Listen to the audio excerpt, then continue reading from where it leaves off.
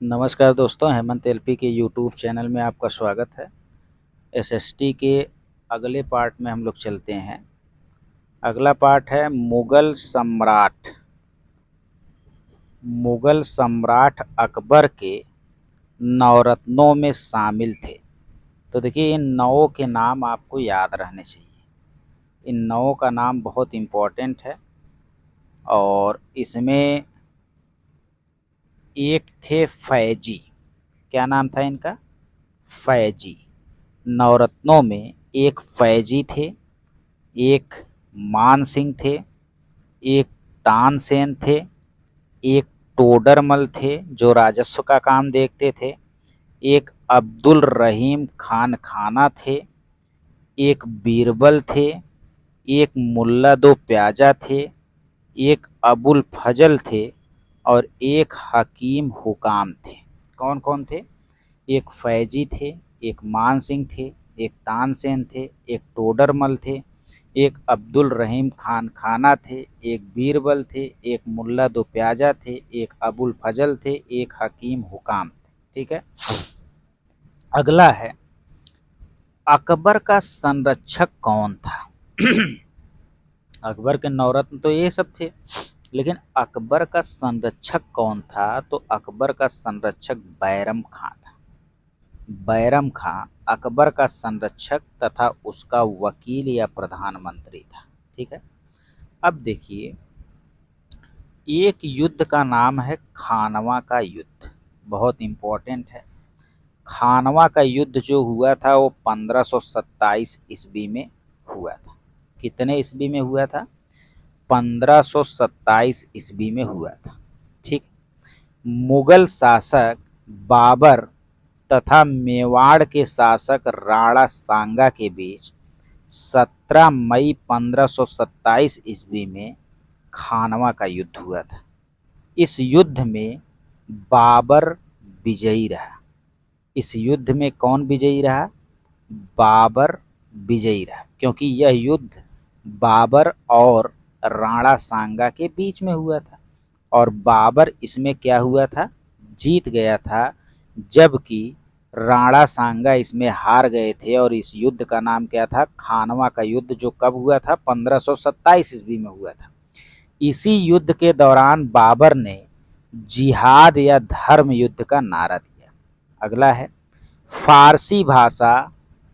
फारसी भाषा में एक किताब लिखी गई जिसका नाम है शाहनामा, जिसके लेखक जो थे उनका नाम है फिरदौसी।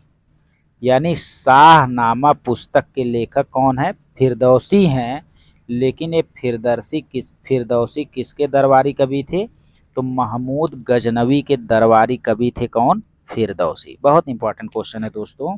अगर आपसे पूछेगा कि शाहनामा पुस्तक किस भाषा में लिखा गया है, तो यह फारसी भाषा में फिरदौसी ने लिखा है।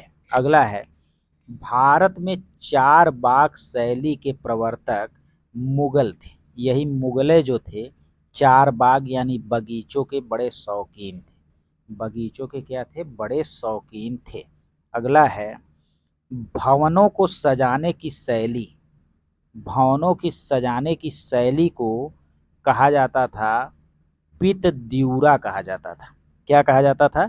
पित द्यूरा कहा जाता था। जैसे आजकल शादी विवाह हुआ, बर्थडे पार्टी हुआ, एनिवर्सरी पार्टी हुआ, कोई और पार्टी हुआ, तो उसमें उसमें जो भी भवन को सजाने की शैली है उसे पिट द्यूरा कहते हैं।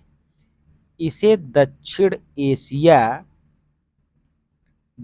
एशिया में प्राचीन कैरी के नाम से जाना जाता है। इसी पिट द्यूरा को दक्षिण एशिया में देखेंगे तो कैरी के नाम से जाना जाता है। किसको? भवनों को सजाने की शैली को, जो पत्थरों पर, किस पे? पत्थरों पर नक्काशी करने से, पत्थरों पर नक्काशी करने से संबंधित था। मतलब यह पत्थरों पे नक्काशी करके अच्छे से क्या किया जाता था?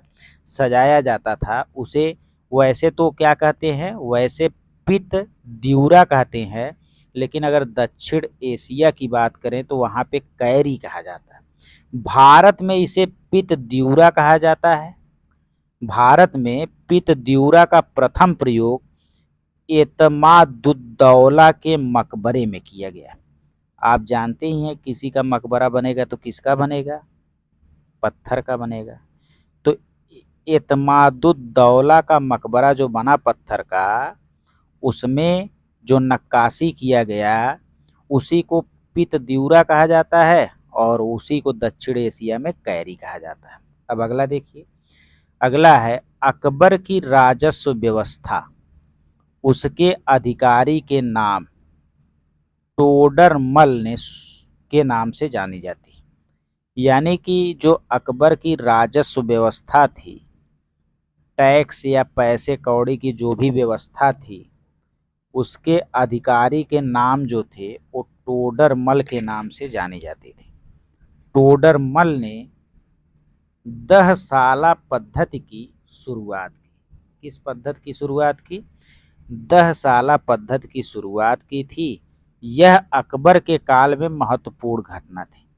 तो अकबर ने भैया टोडरमल जो था उसमें टैक्स व्यवस्था का पूरा काम देखता था, राजस्व व्यवस्था का, और टोडरमल ने ही एक 10 साला पद्धति की भी शुरुआत की थी। ठीक है, पैसे वैसे से ही संबंधित होगा। अकबर मुगल बादशाह के काल को, अकबर जो थे, अकबर का जो शासन काल था उसे हिंदी साहित्य का स्वर्ण युग कहा जाता है, क्योंकि उसी में अब अबुल फजल थे, फैजी थे और तमाम प्रकार के लेखक थे जो हिंदी में लेख लिखते थे। इसलिए अकबर के शासनकाल को हिंदी साहित्य का स्वर्ण युग कहा जाता है। ठीक है, अगला देखेंगे तो स्थापत्य कला का स्वर्ण काल शाहजहां के समय को कहा जाता है। बहुत इंपॉर्टेंट है भैया। अगर कहेगा हिंदी साहित्य का स्वर्ण काल कौन सा है तो आप बताएंगे अकबर, लेकिन अगर स्थापत्य कला का स्वर्ण काल कहेगा तो आप बताएंगे शाहजहां, क्योंकि इसने बहुत बेहतरीन बेहतरीन, जैसे लाल किला बनवा दिया, ताजमहल बनवा दिया, तो ऐसे ऐसे बहुत बेहतरीन बेहतरीन स्थापत्य कला का निर्माण करवाया था। इसलिए स्थापत्य कला का स्वर्ण काल अगर कहा जाएगा तो शाहजहां कहा जाएगा। और जहांगीर, जहांगीर के शासनकाल को चित्रकला का स्वर्ण काल कहा जाता है। बहुत इंपॉर्टेंट है।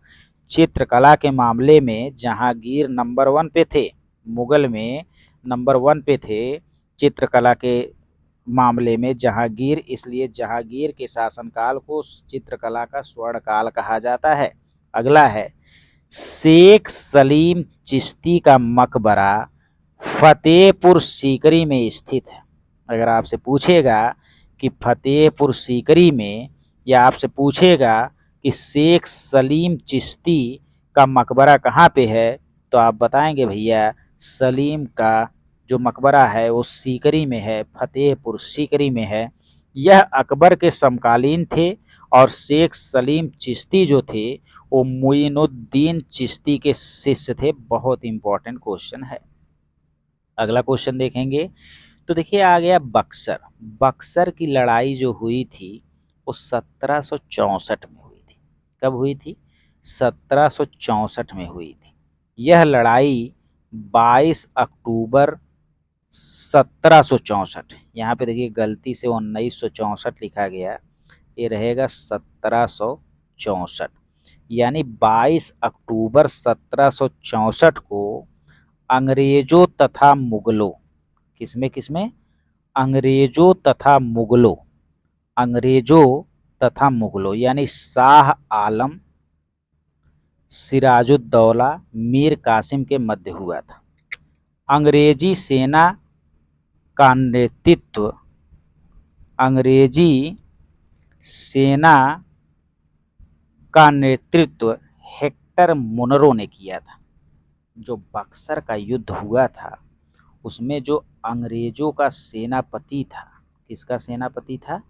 अंग्रेजों का सेनापति जो था उसका नाम था हेक्टर मुनरो।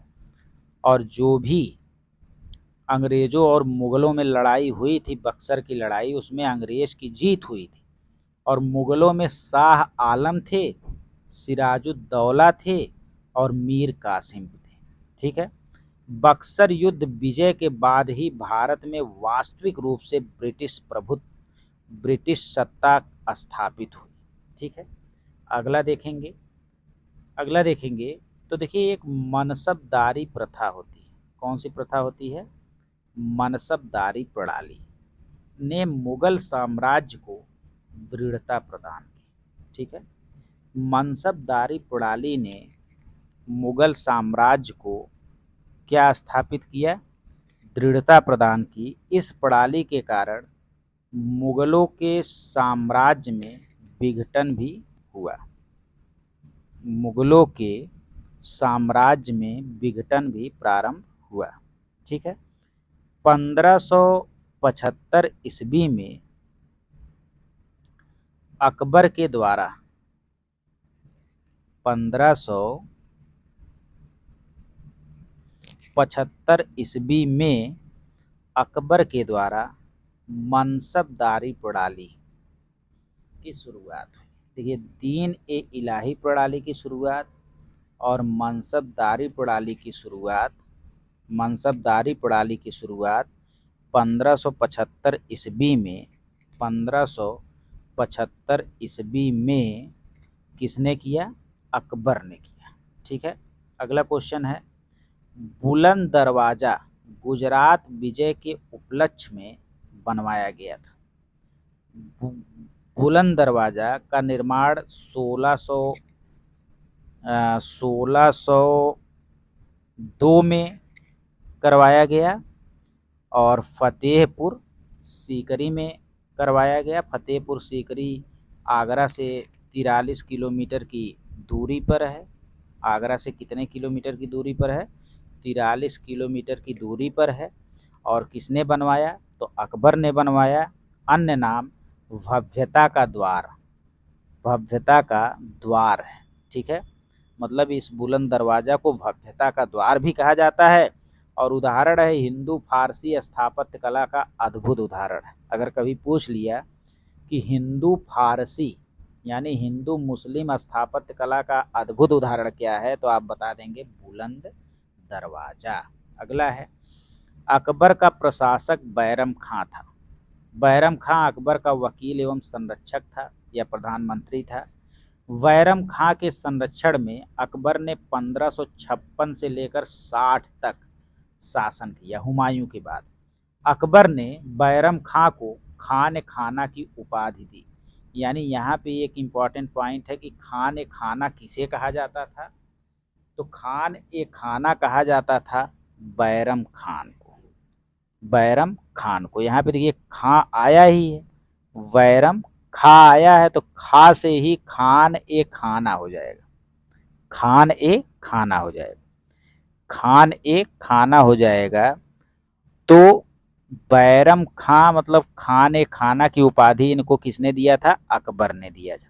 ताजमहल का निर्माण मुमताज महल की याद में कराया गया था। मुमताज महल शाहजहां की पत्नी थी, जिनकी याद में 1653 ईस्वी में आगरा में ताजमहल का निर्माण कराया गया था। ताजमहल का निर्माण सफेद संगमरमर से किया गया है। लाल किले का निर्माण शाहजहां ने दिल्ली में करवाया था और इसका निर्माण शाहजहां के द्वारा 1648 ईस्वी में करवाया गया था।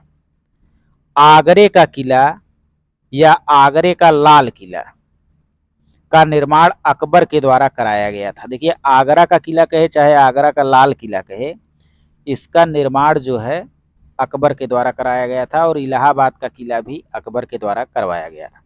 देखिए, पानीपत के कई युद्ध हुए हैं। पानीपत का प्रथम युद्ध जो हुआ है वो 1526 में हुआ है और पानीपत का द्वितीय युद्ध जो हुआ है वो 1556 में हुआ है और पानीपत का तृतीय युद्ध हुआ है। पहला युद्ध बाबर और इब्राहिम लोदी के बीच हुआ जिसमें बाबर जीत गया। दूसरा युद्ध 1556 में देखिए वही जब हुमायूं मरे हैं तो उनका बेटा अकबर और हेमू के बीच में हुआ, अकबर जीत गया। तीसरा युद्ध मराठों और अफगानों के बीच में हुआ तो अफगान जीत गए, मराठे हार गए। इसके बाद दोस्तों अगले पार्ट से हम लोग पढ़ेंगे। बहुत बहुत धन्यवाद।